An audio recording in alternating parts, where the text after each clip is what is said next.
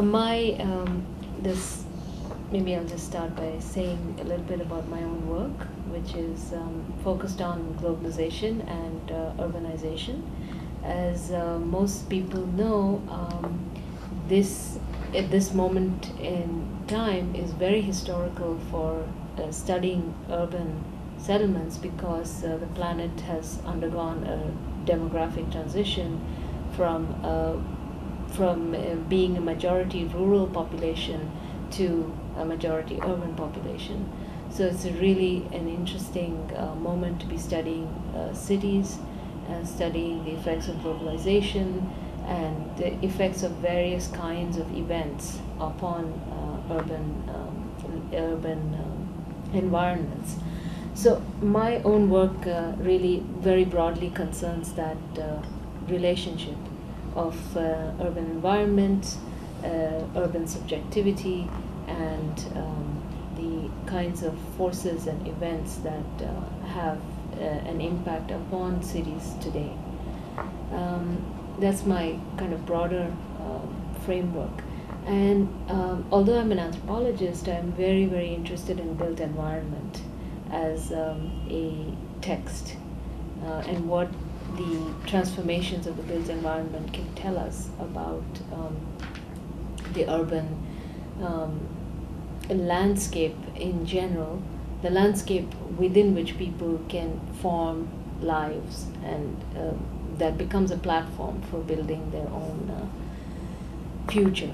And that's one of my main interests. And a second interest is in the concept and the category of the future, as it is related to modernity, to modernism, and our own kind of urban situation, which is very, very closely tied up to the ideology of modernism and modernization. And that is the context in which I've been thinking about events like Katrina, large-scale disasters or catastrophes, and the ways in which they are connected to new understandings of the future that are emerging in today's context. I want to elaborate a little bit about that, really, as a main focus for understanding something like Katrina. The reason why I'm going back to the question of the modern is, firstly, of course, that it's very, very important in understanding in the genealogy of the contemporary city to locate it in relation to 19th century urban planning, to the planned modernist city, because what we have today is that even though we have a large number of new cities, particularly in places like China, almost instant cities, right? Cities which are coming up from scratch. Most urban environments in the world are actually historically existing cities, which have been, in some cases, around for many centuries, and in other cases, at least around since the colonial period, since the earlier periods of empire. So of modern imperialism, really. So a place like Bombay or Mumbai, which is as it is now called, where I have done most of my research, this is such a city. It's a colonial city. It's about 400 years old. And so there is this history of colonial modernism, and then moving into a more contemporary forms of modernization and modernism. And what is happening today in a place like Mumbai is massive redevelopment, which is in response to forces of globalization, particularly the turning of Mumbai into a major global hub for investment of finance capital, its transformation from an industrial city to a city of services, So this is the context in which I've been working and I've been thinking about these questions. And because I've been very concerned with the relationship between the contemporary city and this kind of modern city as an ideal, as a norm, that relationship for me is mediated by ideas and notions of the future. The kind of imagination that people can have in these urban contexts. And my argument is that imagination has changed radically. But the change has to be understood in juxtaposition to this modernist or normative ideal. It can't be understood without reference to that. And in fact, if you think of these cities geographically, the geography of risk in these kinds of places is also very closely connected, in fact, to this modernist ideal of a permanent, planned, utopian city. And its contrast to the other parts of the city that are seen as temporary, not yet modern, ready for modernization, or vulnerable in many different ways. And those parts of the cities, you can say, are precisely the ones that are at great risk. For instance, the Ninth Ward in New Orleans could be a very similar example to the kind of spaces that you have in a place like Mumbai, which, as many people may already know, is a city which has a population of anywhere between 13 million to 20 million, depending on the way in which you calculate the territory of the city. And roughly about half of this population is said to be living in informal settlements, or slums as they are called sometimes, unregulated settlements, or in my view actually, settlements that have a very precarious and interesting relationship to regulation. I would not characterize them as illegal or informal in a very straightforward sense, but that there's a very complicated relationship to regulation that these settlements have. But what we can say is that these are the spaces that, in contrast to the permanent city, to the kind of built city, planned and modernized already, in contrast to that idea of the city, these spaces are actually the ones that have a lot of that have potential within this kind of new economy of risk and risk bearing, and these are the spaces that where I would say the contrast between this modern and not yet modern city is where one can look at the geography of risk, in which the geography of risk kind of resides, I would say. So within that kind of broader framework, let's try to think about what is happening right now. So as I was saying, I mean, let's backtrack a little bit, think about this, the relationship between the modern, the not yet modern city, as giving us a clear sense of the geography of risk. And the geography of risk is very, very important and central, particularly because in relation to the idea of the future now. Now, because we are talking in the shift from the modern and utopian to the contemporary moment of globalization, what we're actually seeing is the transformation of the idea of the future from this utopian normative permanent idea to one that is very provisional, very precarious, and very much constantly on the line. And the idea of being an urban resident today is very much tied up to being to the ability to undertake certain kinds of risks. And these risks are very large ones, connected, for example, to where you live and the sorts of infrastructural vulnerabilities that you're exposed to on a daily basis.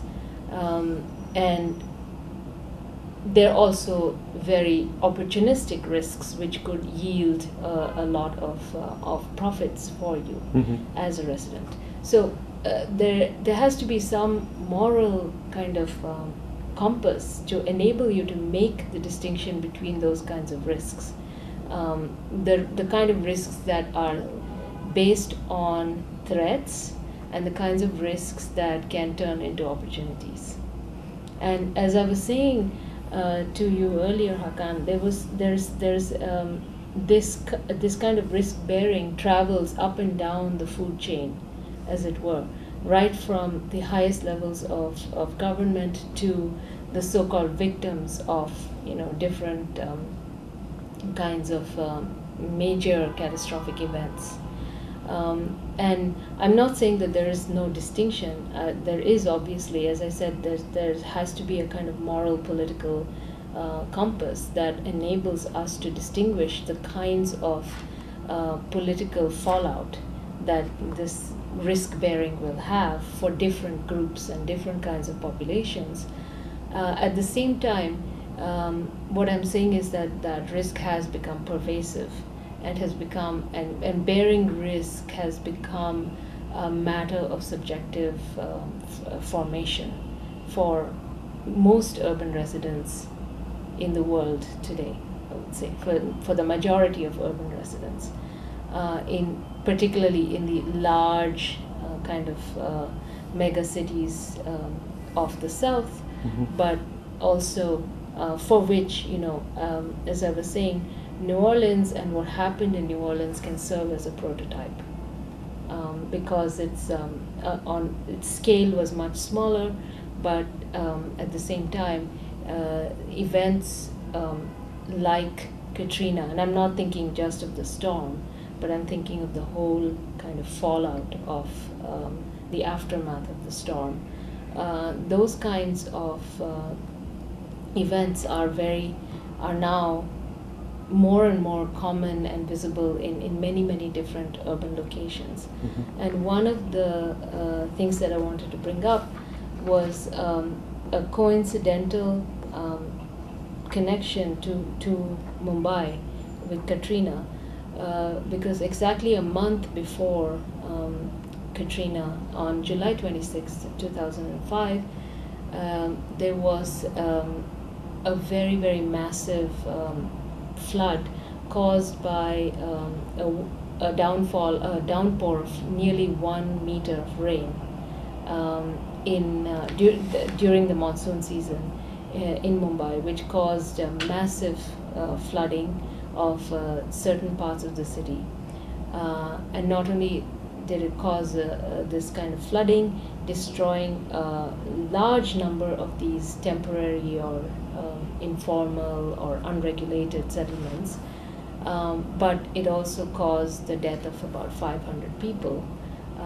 And one of the things that it made very visible was precisely this geography of risk, the difference between the kind of permanent and stable, infrastructurally stable city and the city which was much more precarious and much more at risk during events like during these kind of natural events, which some environmentalists call the 100-year events for which you cannot actually plan or predict or anticipate. So in that context, what was really exposed was a clear sort of contrastive geography of risk, where certain parts of the city were very of course, everyone knew that they were at risk, but the ways in which they are at risk became exposed. And by that I mean that the reaction or the response to this kind of flood actually reveals a great deal of the possibilities for politics in these kinds of situations. Again, I mean, that's a very clear connection to what happened in Katrina. And in fact, when people in Mumbai, because of the globalization of media, the events of in New Orleans became immediately available to people in Bombay who had recently experienced something similar. But it also became very evident to them that that there were many different political possibilities in terms of the ways in which these kind of events are managed and dealt with. By the policymakers, you mean, like by the city Yeah. planners and the politicians, uses these catastrophic events as a way to manipulate or change or restructure the city. Yeah, Mhm. that was one. That was definitely one kind of observation. Another observation was the kind of socio-political relations within the city, and immediately it was evident to people in Mumbai that despite the kind of massive class differences and other kinds of differences amongst these different populations, there was a manner in which the city kind of worked to overcome this event as a city. It was seen as an event that brought the city together, erasing the differences. Of course, the matter is much more complicated than that, but in contrast to Katrina and what they saw, where African American populations were clearly marginalized, clearly kind of treated in a very, very different and unequal way, that flood provided an opportunity to reflect upon the kind of ways in which people in Bombay they had themselves reacted. So that there was one kind of socio-political reading, and then the other, but very quickly, of course, it also became evident that the that there was another political reading which has to do with the ways in which planners, politicians, and municipal officials dealt with the aftermath of the flood, and in that case, the reaction was very similar, because what it revealed was that these kinds of areas, these regions which were most affected by the flood, they became legible as areas that could be available for redevelopment, for leveraging into a different kind of future, and basically become opportunities for speculation. Mhm. Yeah. What I observe with events like Katrina and like the flood in Mumbai is that they are part of a larger kind of logic of which is propelling a certain speculative rationality to the fore. And by this I mean by this I mean a way of thinking about the future in speculative terms that has become a very much valid mode of dealing with the future. And this is obviously very much in contrast to what I began with, this very modernist normative future, where technical problems could be dealt with through technocratic solutions. And the idea of eliminating all possibilities of catastrophe was built into the imaginary for the future. The future was expected to be utopian, permanent, and achievable through planning. Whereas what one way of thinking about about events like Katrina is the ways in which they expose how far and how different we are today in terms of dealing with the future. And the major difference, in my view, is that the idea of the future is now very much subjected to notions of speculation. And speculation is, to my mind, it's not just forms of gambling connected to certain kinds of greed. It isn't simply that. One can think about it in much more broadly philosophical terms as a way of thinking about the future, which is very, very closely tied to action, to taking action, and actions which are very peculiar because they not only anticipate but they also precipitate the future, and in ways that are not entirely predictable. And in fact, speculation derives its value precisely from the lack of predictability. And we can see this very clearly in the operations of contemporary finance capital, but which has been built upon the foundations of this kind of speculative thinking. But at the same time, it has also much of the contemporary existing financial institutions also depend upon the whole idea of of a hedge against risk, and the whole idea of creating these hedges against the kind of enormous amounts of risk that capitalists are willing to bear in order to reap profits in this kind of speculative universe.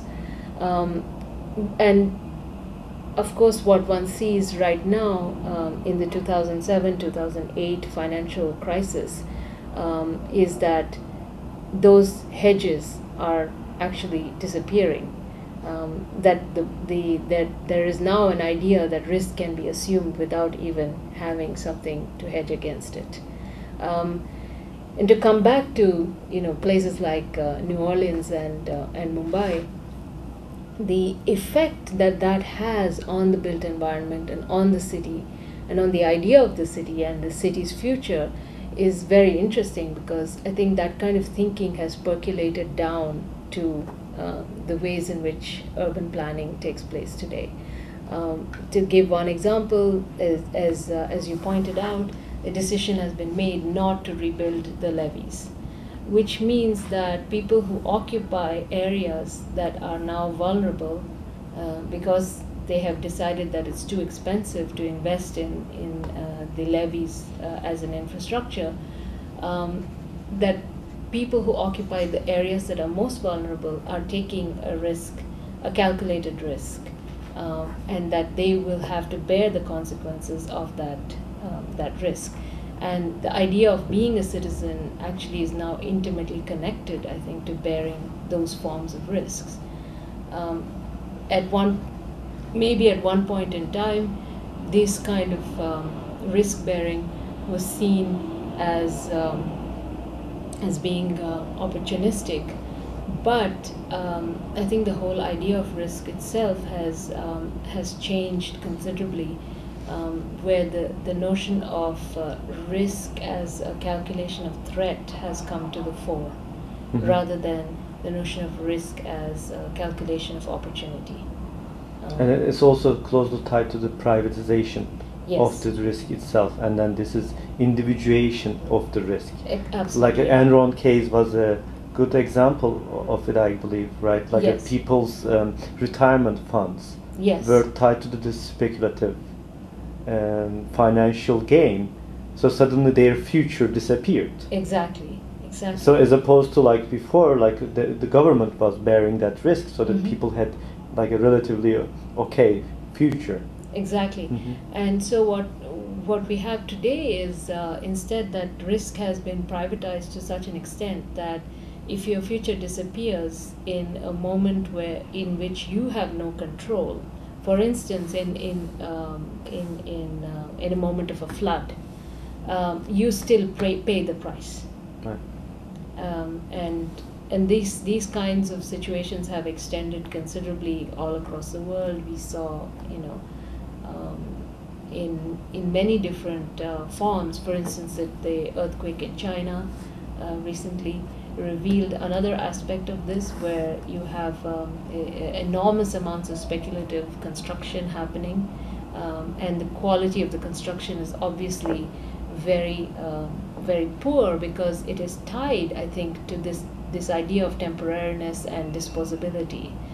And I don't think it's accidental that, as the amounts of construction increase in the world, you are going to get more and more substandard construction, because this is not a normal or normative situation. We're talking about the production of enormous amounts of disposable spaces, and that would provide the leverage for speculative action, and that leverage doesn't have anything to hedge or protect against failure or against catastrophe. And that's why I think we see that there is a very close relationship between what natural catastrophes can do today. And why is it that a flood like Katrina may not have inflicted the same amount or same kind of damage in a different situation, in different kind of ideological situation? I think we have to think very carefully about that as well. Of course, the natural disasters are themselves very much more virulent today due to various kinds of factors like climate change and so on. But that is not the reason why their effects are so catastrophic. The reason to seek out those reasons, we have to actually think very much more about the kinds of ideological climate within which these events touch down. Mm-hmm. And part of that thinking, of course, involves our attitudes towards the future and the ways in which those attitudes are being managed and changed and transformed by by notions of speculations, notions like speculation, notions like the privatization of risk, and the lack of protection from government, in particular in the last 2 decades of globalization.